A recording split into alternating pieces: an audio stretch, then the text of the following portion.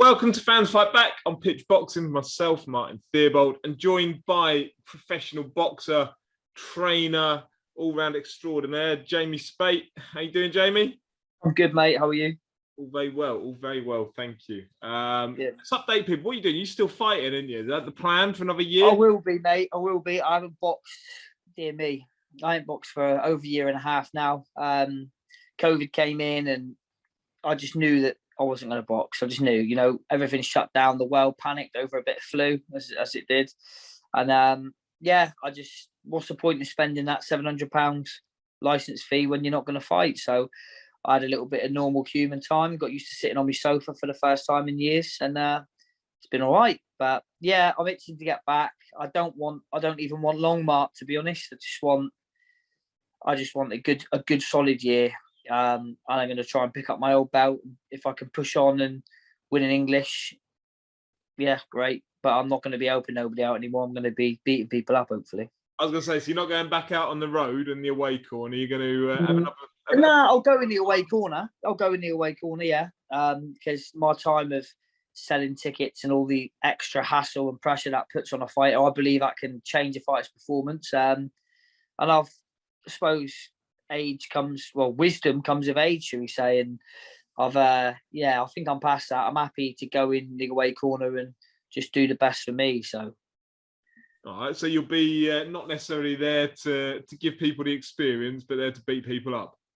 I think I've done my bit of that. I think I've helped enough people, and I've been kind and polite enough. And I take the time to sit with the lads afterwards and chat and give them the wisdom that I can give them and help them along the way. I've done my bit, and before I hang them up, I think I deserve one last crack. And to be fair, as we've discussed, I've been through a lot these last few years.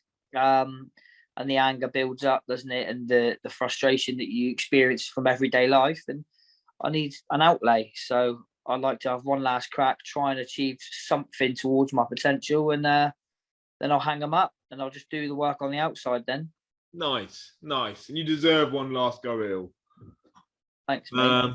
So let's catch up on the world of boxing. Fury versus Whyte. It feels like a lifetime ago now because boxing moves on so quickly. But yeah, it does seem so. It seems like it was so long ago and it's been forgotten about so quick. That's what it feels like. It's mad. And it was only a week ago. Mad. A week ago with 90,000 people at Wembley Stadium. And yet now it's up on YouTube. It's no longer a pay-per-view event. Boxing just moves itself along so quickly. It's a strange sport. I find that naughty, I do. Yeah, so do I. I find it naughty that people like part with hard-earned money, which especially in these times. I mean, look how everything's gone up. Prices of everything has gone through the roof. So people still part with that money to watch a fight because they love the sport, and then a couple of days later it goes on YouTube, and you just think, well, it repeats. So then you can watch it the next day. It's just, I think that takes a mick a bit, really. Yeah, no, I'm with you. I'm not comfortable with it. I think if you make it a big event, keep it as a big event. Don't necessarily lower the value of it a week later. That's it. Yeah. So how did you see it playing out beforehand, and did it differ from what occurred? I said to everybody that would ask me, I said, it's hard to make an assumption because you have to get inside the fighter's head. You don't know what that fighter's thinking. So I based it on Tyson Fury's last couple of performances against Deontay Wilder. So the first fight, it was sort of, without a doubt, Tyson Fury won that. The only 2 rounds that Deontay Wilder won were the rounds he put Tyson down. So that means Tyson loses 4 rounds out of a 12-round fight. 2 10-8 rounds, he won the round. But they give it as a draw. The second round, he was in destruction mode. He walked him down and beat him up. And it was similar in the last fight. And I just felt that if Tyson carried that momentum into the Dillian Whyte fight, that he wouldn't get past 6 rounds. And I was right. Even though he didn't have that same intention. He didn't look like a man that went out there for blood. He boxed sensibly. He moved his feet. He threw the long-range shots, and he just made it an absolute nightmare for Dillian Whyte. And the shot just came. Yeah, and he allowed Dillian to do whatever Dillian wanted for a few rounds, didn't he? Really, without ever being in any stress, any discomfort himself. Yeah, he did, but he let Dillian do whatever he wanted, which wasn't a lot. Yeah, but it wasn't causing Somebody, Fury any problems in doing it. no, none at all. Seemed comfortable. It almost felt a little bit like a sparring session for Fury, against a fighter who was a couple of levels below him. And I think I would have said that he would have probably had harder spars than that. It was that it looked to me as a, like, I know the game inside out, but as somebody sitting here watching it, it looked to me like he just breezed it every single round. And every time Dillian Whyte got close, he tied him up. He pulled him in close, kept his head close. It was just a routine performance for Tyson Fury. But from the flip side, Dillian Whyte looked like, you're talking about a man who's waited years for his shot, and he talks about all these days that he's waited. Now, that should be a man that's hungry. He should be getting in there and proving his point. And it looked to me like he didn't rise to the occasion. He just coasted his way into a fight that he knew he couldn't win. I just didn't really get it. I have a theory about it. See if you agree with me or not. You feel free to say no, you're in Wally, Martin. Right, go. Dillian Whyte has overachieved ridiculously in his career. Like, if you go back, he was on those, he was fighting at York Hall, he was fighting down in London on these small hall shows. He was on a Goodwin show. You probably shared a bill with him at some point. Yeah, he was on Mika Hellier bills, wasn't he, quite a lot? Yeah, that's right. He fought, he was a kickboxer in his early days, transferred over into boxing. Every name on his record, if we talk Joseph Parker, Povetkin, Chisora, all of them would be beaten easily by Tyson Fury. Yeah, I agree. In fact, half of them have been beaten by Tyson Fury. But Tyson Fury uses Joseph Parker as a sparring partner. Like, that's the level we're talking. So I don't have an issue with the fact that Dillian Whyte didn't really cause any problems for Fury. I actually think it's just really good marketing of a man who was never on that level anyway, but the people that worked with him made fans believe it. And through that narrative, as you say, the 1,000 days is mandatory, Dillian Whyte was never that fighter that could cause Tyson Fury problems, in my view. And yet he's walked away with £8 million, plus all the other pay-per-views that he's done building up to this, millions and millions of pounds. He's done a fantastic job. The people handling him have done a fantastic job. The fact he never turned up, really, last Saturday night, maybe that was him turning up. Maybe that was as good as Dillian Whyte is against a fighter who's on another level than what Dillian Whyte is. Yeah, I think that Dillian, he is not the punch perfect boxer. He's not a boxer. He's a brawler. He can have a fight. He's aggressive. He's angry. He's strong. He's tough.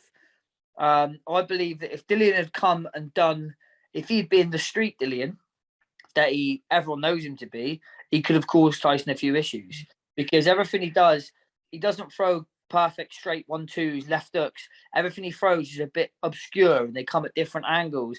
And if he had got close to Tyson, moved his head, let his shots go over the top, he might have landed and could have caused a few problems. And I wouldn't have been surprised to see Tyson go over in that fight, see him go down, touchdown, because I thought Dillian could rough him up and, create a little bit of something. But it was almost like whether the occasion got to him, or which it shouldn't do because he's had these big occasions, or whether he, in his heart of hearts, he knew he was beat, so he couldn't get kick-started. I just don't know what it was, but he certainly, I can't even think now off the top of my head, one decent shot he landed where I thought, cool, he's got him. I can't think of one.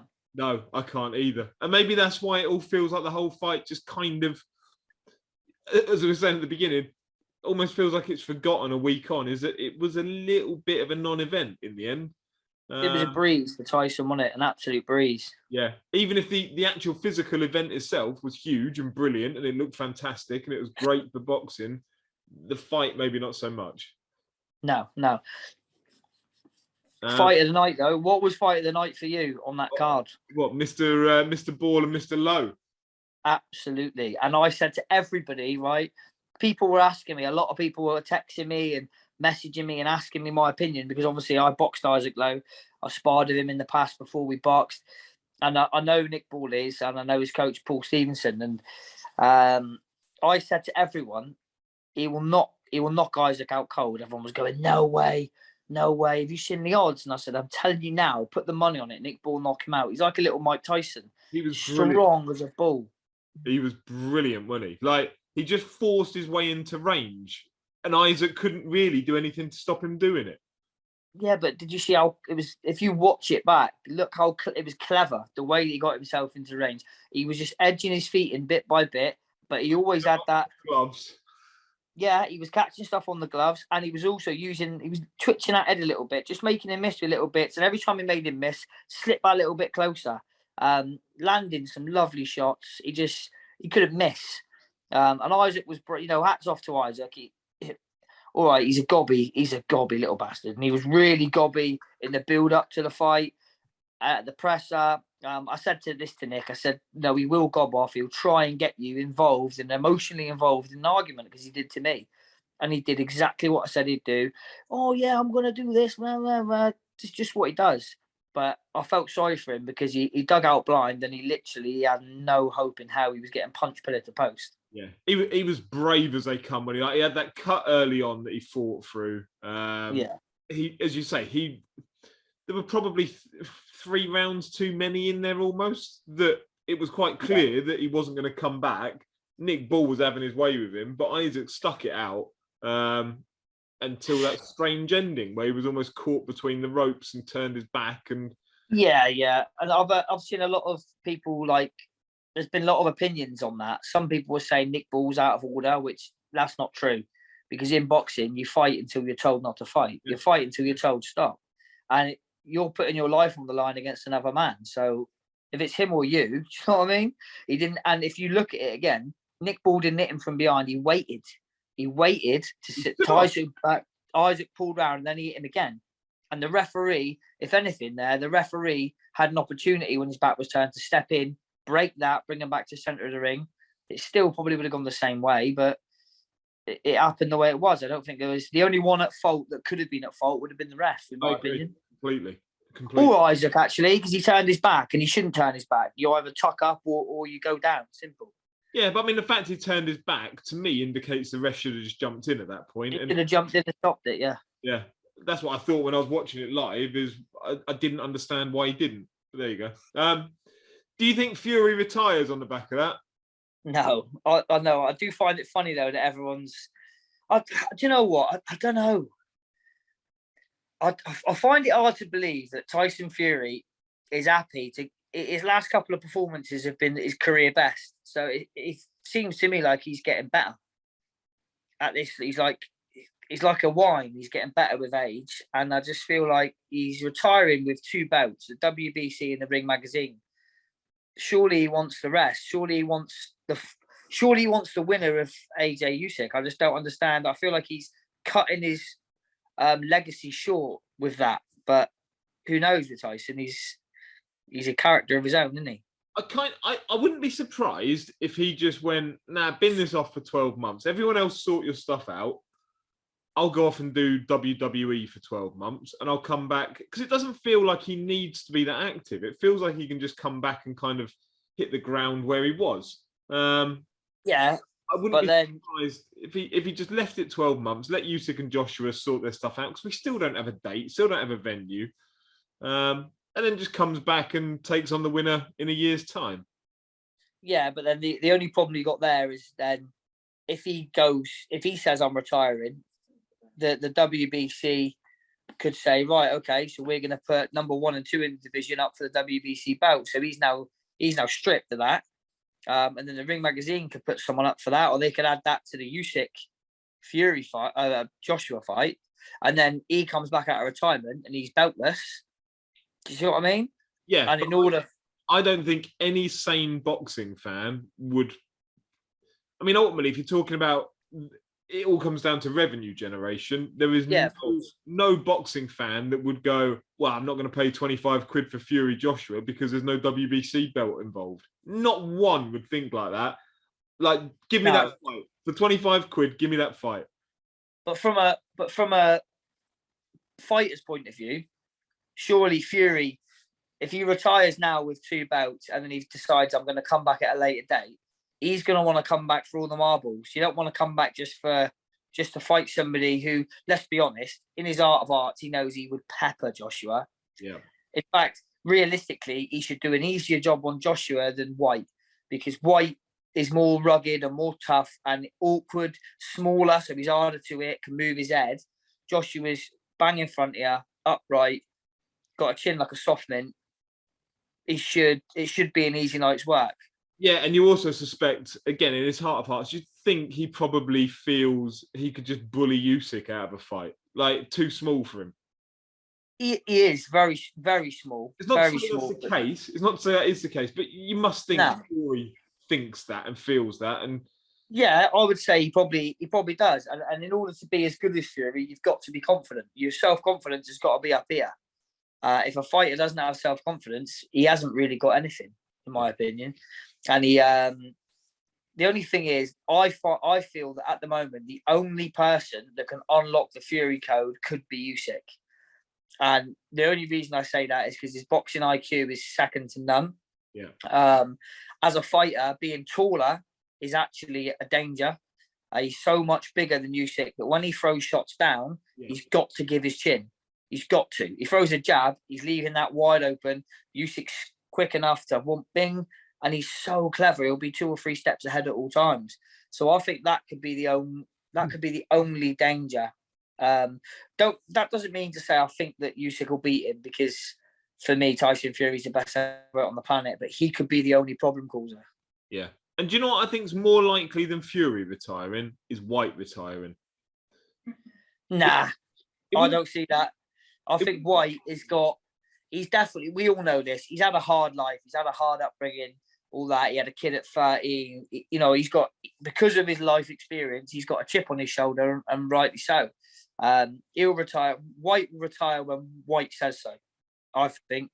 And while he can still earn money and still go out and bash people up, he'll carry on to do it. I don't think he'll retire until he's ready.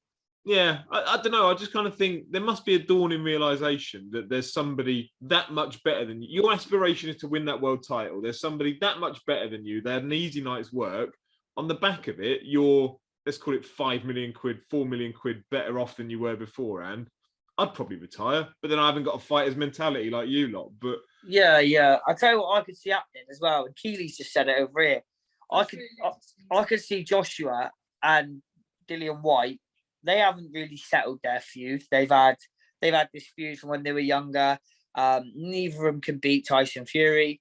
And I could just see, when it's all said and done, whatever happens, I can see Usyk knocking Joshua out. That's what I genuinely think happens. I think Usyk will, if not knock him out cold, he will stop him with accumulation, beat him up. Yep. He's been in there with him. He's felt his power. He's got a feel for his game plan. He knows what he's about now. And we've all seen these clips of Joshua practicing his head movement. Oh, look how fast he is. But let's be honest, in a real fight situation, when your adrenaline's pumping, that adrenaline eventually wears you out. He's a big man with a lot of muscle mass, and he can't move that for more than 6 rounds, and he's puffed. Yeah. We've seen it time and time again with Joshua. But let's be honest as well, it feels like he's learning that skill now in his 30s, rather than having it embedded as a youngster coming through like Fury would have. Yeah, and Usyk's one of the best amateurs we've ever had. He's a ridiculous fighter. So he's spent his whole career, his whole adult life, boxing in a way that Joshua is trying to do, trying being the optimum word. Now, when you're trying to do something that you've taken new, that also takes concentration. And when you concentrate for too long, it drains you bad. So when he's concentrating on Usyk, he's trying to concentrate on what he's doing, rolling that way, moving his head. It will sap him. By round 6, he'll be dropped. He'll be knackered, and then Usyk will just step on the pedal and beat him up. And then I think Usyk, Tyson, whatever happens there, and then Dillian Whyte will go, here we are. We can have this feud, this final payday, the Battle of Britain, and them two will have it again. Yeah, I mean, they'd paint it as a trilogy, wouldn't they, ultimately? Because Yeah. White's got the amateur win, Joshua's got the professional win. So the settler. It'd still sell out. I don't know, maybe not Wembley, maybe Wembley, but... Yeah, it'd certainly sell out the O2. Yeah, Tottenham's ground, maybe. It doesn't have to be a Wembley fight. That makes money, irrespective of anything else. Exactly, and that's what both of them are going to care about by then. After they've had a couple. Well, Joshua's had loss, and he's had a couple of losses. Dillian Whyte, you're not scared of that loss anymore. Once you've had that loss, you're not scared of it. When you're an undefeated fighter, you fear that L more than anything. And it, to be fair, it's a burden on you, really, to lose that fight and realise that that's not the end of the road. You think, it's not that bad, is it? Yeah. So I think once they're going to get to that stage where they're going to go, do you know what? It doesn't matter. Legacy's been made. We've done what we've done. They'll both be remembered. So they might as well just have a crack. And it's a fight where I don't care who wins. So just have it. I'm with you. I'll take that. Speaking of legacy, did you watch Katie Taylor and Amanda Serrano? I did, yeah. Yeah, what I did. Make of it? Hard fight to score. Really hard fight to score. I thought Katie Taylor was better out the blocks. I thought she won the first couple. And then I thought, I'd say first 2 or 3 she won. And then Serrano dragged her into a war, really. And Katie Taylor got stuck. I didn't expect her to do it with the amount of amateur pedigree she's got, but she actually stood her ground, held her feet, and was getting knocked about the place. It was times in the mid-rounds where I thought, she's going to get stopped here. It was that 4th, 5th round where, she was taking a pasting. Oh, mate, she was getting it, and her head was like this. And she had opportunities. There was a clip that DAZN put out after the fight where it showed she had opportunities to try and tie Serrano up and make life easier for herself. But she carried on throwing. Yeah, instead she'd push her back, make that little bit of space, and Serrano would just fill it again, knocking her about. It was mad. And it's because I wasn't watching it from a perspective of because I wasn't watching it from a perspective of like trying to score the fight. I was just watching the fight. But I feel it could have gone. It could have gone either way. So many rounds were close. Yeah. And it's again, boxing's subjective. It's what it shouldn't be. It shouldn't be. There should be a set out scoring system, and you should be scoring this way. But it's not. It's subjective. Some people like clean shots. Some people like busy, loads of work rate. Some people like big shots landed. It's so subjective. So it's so hard to score. But it was a great fight. Fantastic advert for women's boxing. That was it. I'd like to see a second, to be honest. Yeah, and I think there's probably... I mean, I'm not the most educated women's boxing fan around those weight divisions. I don't really know outside of Serrano. Because Serrano's been built up to for so long for Taylor, I don't know who else there is that she could now go on and fight, if not Serrano, that would mean anything near as much as what Serrano has, because that's almost been like the end boss of Taylor's kind of career. Yeah. The only one that I would like to see her fight again, a couple of fights ago, she fought a Dutch girl. I can't remember her name. But I thought who? Delphine Pursoon. Delphine Pursoon beat her. I thought Delphine Pursoon beat her. And fought her twice now, hasn't she? Beat her twice. But then they just sort of waved it off, and I just feel like, I don't know, it's just a bit naughty. It's one of them, innit? Who do you trust in this boxing game now? Who do you trust? Do you trust refs? Do you trust judges? Because it seems to me like every time there's a serious decision or it's a bit wobbly, the buck gets passed. Oh, that was the ref's fault. That was the judge's fault. Do you know what I mean? There's always someone to blame, and I don't know. It's just getting a bit much, isn't it? Yeah, but no, I thought it was an amazing fight. It makes sense to see it again, whether it's at Madison Square Garden, whether they can do it at Croke Park in Ireland. That'd be amazing for Katie to finish her career off. Whether that's allowed, I don't know these days, over in Ireland. But yeah, I think she deserves something. There's no fighter that deserves a homecoming more than Katie Taylor. Yeah, it would be nice for her. Do you know what I mean? And she's had a fantastic career. She's definitely the best female boxer ever, without a doubt. Probably Ireland's best ever female athlete. So she's got a hell of a pot to sit on, bless her. Yeah, yeah. But yeah, I'd like to see her have that homecoming, and whether it's like you said, I don't think there's any other fight for other than Serrano again. And Serrano want it because she feels like she was robbed. And then she had Jake Paul with Elton John's glasses on. Him saying that they were robbed. It's just I don't know what to make of it all. That's the problem of boxing. Everybody's got a say in there. Do you know what I mean? Yep. You had two women having a legacy-defining fight, almost overshadowed by Jake Paul and Eddie Hearn having a $1 million bet or whatever it was meant to be initially. I kind of thought, this is a little bit grotesque to me that you've got two women that are making apparently the first ever 7-figure purse, and then you've got two multimillionaires making $1 million bet over that fight publicly. Yeah, that's not right, is it? Like, I'd like to see if it got paid. No, they cancelled it in the end because I think Hearn said that it didn't go down particularly well that they'd done it. And I thought, well, yeah, obviously, because it's really grotesque that you would do that. But there we go. Yeah, but I just don't know.